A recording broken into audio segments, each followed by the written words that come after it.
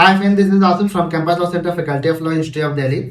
Today I would like to discuss landmark case of law of evidence which is mentioned in our case matter. Case का नाम है Ravinder Singh versus state of Haryana. ये 1975 का case है और ये जो केस है वो मुख्य रूप से section 133 of Indian evidence act पे बेस्ड है, जो एकम्प्लिश और अप्रूवर की बात करता है। तो चलिए सबसे पहले ये समझते हैं कि एकम्प्लिश आखिर होता कौन है। मान के चलिए 4 लोगों ने मिलकर के किसी क्राइम को कमिट किया, तो ये जो 4 लोग हैं, इन चारों लोगों को हम इंडिपेंडेंटली जो है एकम्प्लिश कहेंगे, यानी कि एकम्प्लिश जो है वो पार्टनर इन क्राइम होता है। तो प्रेजेंट केस में जो है चारों लोगों को हम एकम्प्लिश कहेंगे।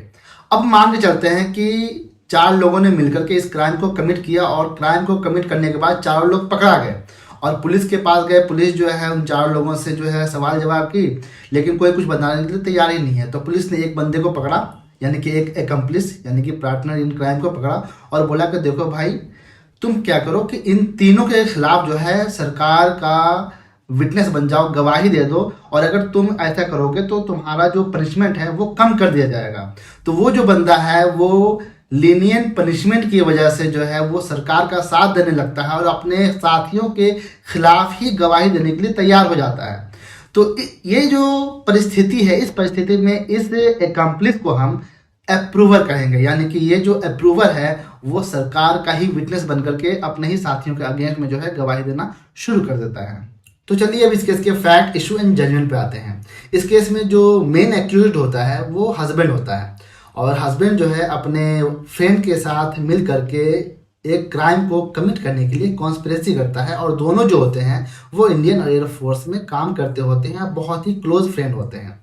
और हस्बैंड का जो है वो एक्स्ट्रा मैरिटल अफेयर होता है, यानी कि उसका किसी और दूसरी लड़की के साथ चक्कर चलता रहता है, जिसकी वजह से हस्बैंड चाहता है कि वो अपनी वाइफ से डाइवोर्स ले ले, लेकिन उसकी वाइफ जो है उसको डाइवोर्स देने के लिए तैयार नहीं होती है। इसलिए हस्बैंड जो है चाहता है कि क्यों ना वो अपनी वाइफ को रास्ते से ही हटा दे। तो इस वजह से जो है वो एक प्लान करता है और उस प्लान के दौरान जो है अपनी वाइफ को कहता है कि चलो कहीं घूमने चलते हैं। तो उसको जो है ट्रेन के सफ़र पे ले जाता है और साथ ही साथ अपने फ्रेंड और कज़न को भी साथ में ले लेता है, यानी ये सब मिलकर के ट्रेन पे चढ़ते हैं। ट्रेन पे चढ़ने के बाद जब हस्बैंड देखता है कि वहाँ इन लोगों के अलावा कोई और नहीं है, तो वो क्या करता है कि अपनी वाइफ को धक्का मार करके गिरा देता है और इन लोगों की हेल्प से जो है कुछ एसिड जो है अपनी वाइफ के मुंह में डाल देता है और चलती ट्रेन से जो है अपनी वाइफ को बाहर फेंक देता है, जिसकी वजह से फाइनली उसकी वाइफ की डेथ हो जाती है। लेकिन जब वो दोनों वापस आते हैं तो उन दोनों को अरेस्ट कर लिया जाता है।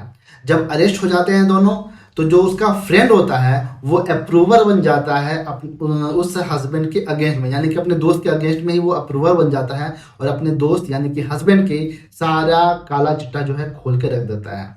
तो चलिए अब इस केस के इशू पे आते हैं। इस केस का मेन इशू ये है कि अप्रूवर ने जो स्टेटमेंट दिया है अपने हस्बैंड दोस्त के अगेंस्ट में, क्या वो रिलायबल है और क्या कोरबरेशन ज़रूरी है इंडिपेंडेंट विटनेस के द्वारा, यानी कि इस तरह का जो एविडेंस है उस एविडेंस के ग्राउंड पे उसका जो दोस्त है यानी कि हस्बैंड, उसको कन्विक्ट किया जा सकता है या फिर नहीं।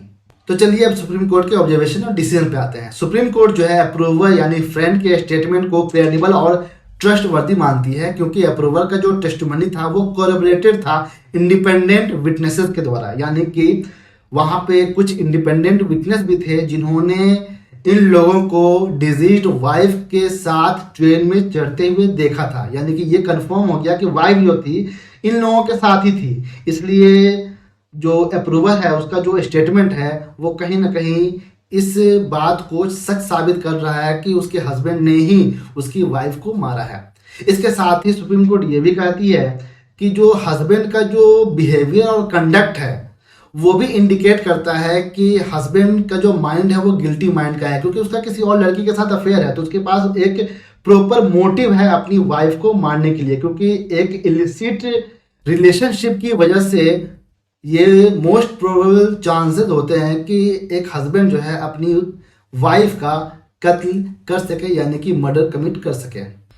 फाइनली सुप्रीम कोर्ट ये कहती है कि अप्रूवर ने जो टेस्टिमनी में अपना जो स्टेटमेंट दिया है, यानी कि उसने जो स्टोरी को नरेट किया है, वो पूरी तरह से फिट बैठती है प्रेजेंट सिनेरियो में। यानी कि अप्रूवर कह रहा है कि डिजीज वाइफ को ट्रेन में ले जाया गया, उसके बाद उसके मुंह में एसिड डाला गया, फिर ट्रेन से फेंक दिया गया। तो जब जो वाइफ की लाश मिलती है पुलिस को तो उसके मुंह में एसिड भी बरामद होता है और साथ ही साथ ट्रेन के पटरी के आसपास उसकी लाश भी मिलती है, यानी कि ये जो पूरी स्टोरी है वो सच साबित होती है। तो इन सारे फैक्टर्स के ग्राउंड पे सुप्रीम कोर्ट ये कंक्लूड करती है कि अप्रूवल का जो स्टेटमेंट है वो नेसेसरी क्राइटेरिया को फुलफिल कर रहा है, यानी कि अप्रूवल जो है वो सच बोल रहा है। और इस ग्राउंड पे जो है सुप्रीम कोर्ट एक्यूज्ड को गिल्टी मानती है मर्डर का और कन्विक्ट करती है। तो इस केस के फैक्ट, इशू एंड जजमेंट यही है। आई होप कि आपको वीडियो इन्फॉर्मेटिव लगा होगा। अगर वीडियो पसंद आए तो प्लीज़ वीडियो को लाइक करें, हमसे जुड़े रहने के लिए हमारे चैनल को सब्सक्राइब करें। और अगर आपको इस केस का पीडीएफ चाहिए तो व्हाट्सएप नंबर कमेंट बॉक्स और साथ ही साथ इस वीडियो के डिस्क्रिप्शन में मेंशन है, आप मैसेज करके पीडीएफ अवेल कर सकते हैं। Thank you so much.